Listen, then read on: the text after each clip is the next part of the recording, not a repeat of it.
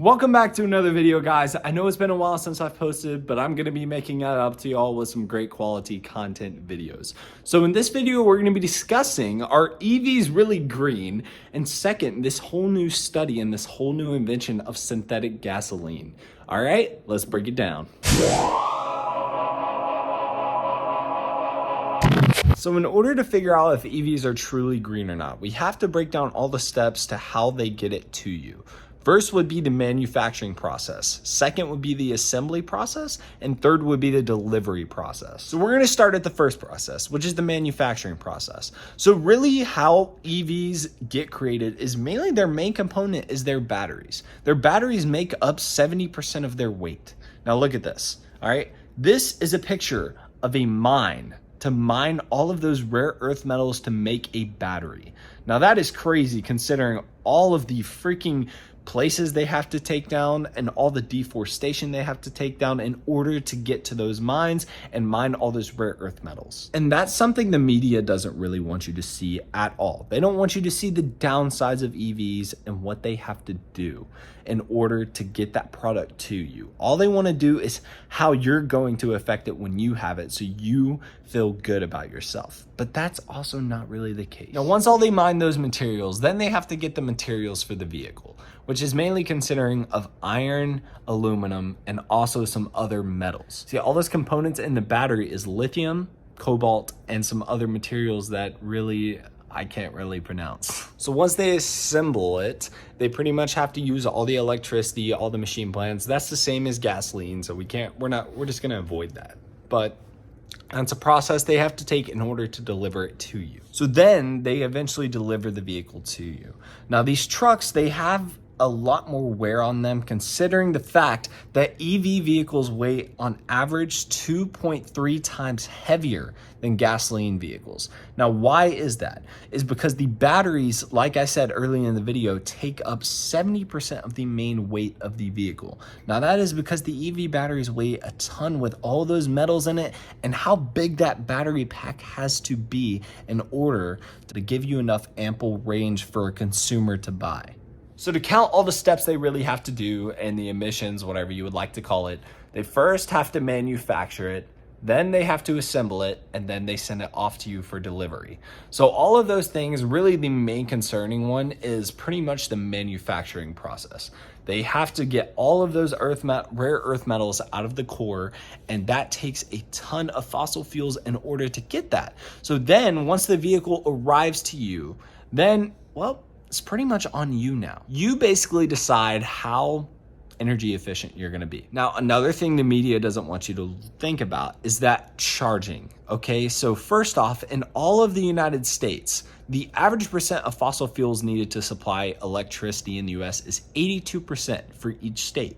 Now, it may vary by each state of what is the proportion of renewable energy versus fossil fuels, but most likely the nation's average is 82%.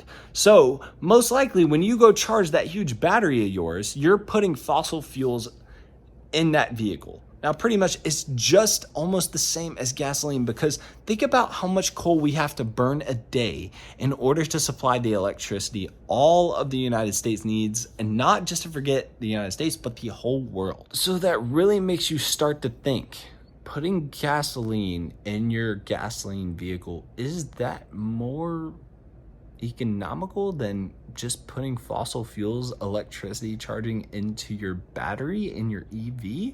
That really makes you start to wonder. And this is what the point I told you about, is that what they want to make you think, oh, we're going green, we're doing this. Yeah, sure. You're minusing the emissions of a tailpipe and also the emissions from burning those fossil fuels into the air, but you're also helping the process of putting more CO2 in the air because we have to supply more electricity. And here's the big breakthrough of why I think EVs will never be long-term. So look at this scientific study, which I will leave in the comment section below. Think about how many old vehicles are on the road today. How many old vehicles are in junkyards? How many old vehicles that you know of is just scrap metal? Well, the thing is, with EVs, we are not going to be able to do that. And I will tell you why. So all these batteries that are in there are huge, right? Okay, so most of the time that you have to recycle a battery, they tell you to go either to a dump or an advanced auto parts store just so you can hand that horrible hazardous waste to someone that they can dispose of it properly. But with these electric vehicles, when they break down, scrap yards will no longer be a thing, or they won't be allowed to be a thing, because once these rare earth metals decompose, do you know how much toxins are in that? That is why so many freaking policies in the government is how to discard batteries, old lithium ion batteries that are just sitting in your house, even in an Xbox controller. They tell you you have to dispose those because those are very hazardous when they decompose. So you will no longer be able to just, I'll just scrap it. I'll just scrap the EV. I'll just leave it in the junkyard. No longer my problem, right? No. So they will not do a thing. And then you will have to pay the government or pay an advanced auto store to go give that battery to a proper place that can decompose that properly so no human and no animals are in toxic range of that battery decomposing. So that's going to put more money into the government's pockets, and also that's going to take more money from you as a consumer. And I know electricity is cheaper now, but wait until everyone in the United States is mandatory. It is mandatory to get an EV vehicle. Electricity will probably be higher than gasoline to this day. And let me tell you why for that, because all these power lines that are supplying energy, they will need to be upgraded. So houses can now charge at home, so you can charge your vehicles at home. Most of our power lines on the road were manufactured in the 70s. They're too old to supply that much electricity to a house without breaking the delivery plant that delivers that electricity to those power lines. So then we would also have to pay more tax money in order for the government to upgrade all of our power lines. Think about how many fossil fuels it's gonna take to do that. Now, I'm not here to discern anyone from buying an EV vehicle. I'm just trying to lay out the facts so you as a consumer can understand what these politicians and what these high up people and influencers are trying to get you to do. They're not trying to help you. They're just trying to let you see the goods and the pros of something without listing the cons. Because who wants to list the cons? As a person who wants to be economically friendly, who wants to know the cons of what they're doing? They want to feel good. They want to know that they're helping the planet. But the truth about these EVs, they are not so green after all. Now, I'm going to leave another link in the description to let you see this whole new study of synthetic gasoline. Now, this synthetic gasoline has been quoted the rescuer of internal combustion engines. And that is just that puts the biggest smile on my face, because scrapping all of these cars on the road for EV vehicles, that will cause more waste than you could ever know. So now, with all these new vehicles coming out, they're now going to be able to support internal combustion engines, because here's the process of how they make synthetic gasoline. So in water, it's pretty much H2O. There are two oxygen atoms and hydrogen. All right. So what do you need in order to make gasoline? So in this study, what it does, it actually has an air pump on the outside that takes in carbon dioxide.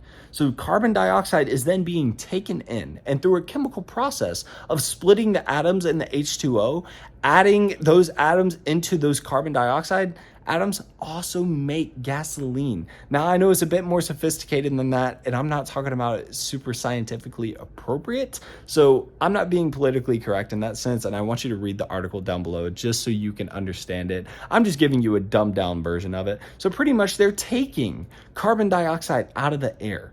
They're taking it out of the air to make gasoline.